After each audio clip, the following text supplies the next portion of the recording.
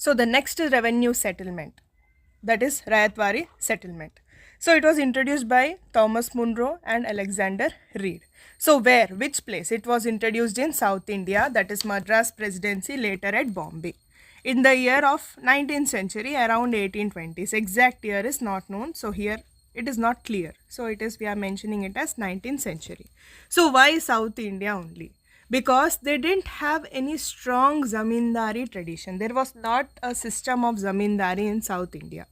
So land was directly cultivated by small farmers, that they are called as Ryat, not controlled by the large zamindars. So old village based system.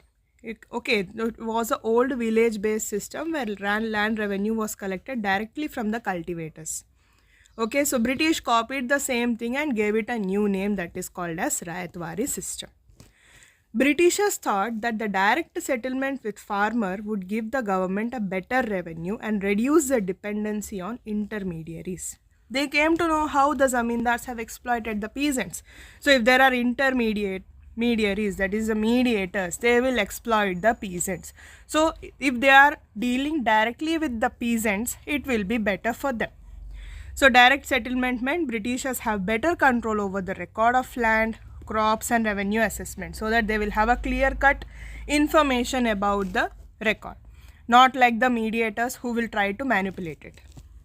So settlement. Here there is no zamindar involved, there is no zamindar, directly collected by the Britishers from the peasant.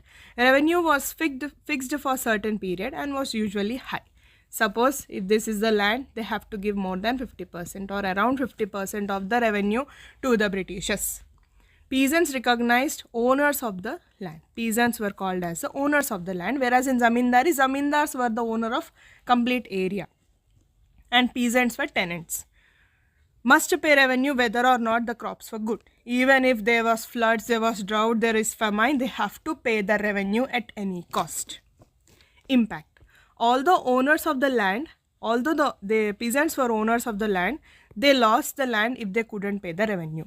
Heavy burden during the type of droughts and failure. So as I was telling before, British has to incur more expenses as they needed more official to directly collect the tax. So here if there was a mediator, zamindar used to collect from everyone and it was a easier process. But here they has to appoint more official. But this is a small problem compared to the issues of peasants. So again, this system is also a failure only.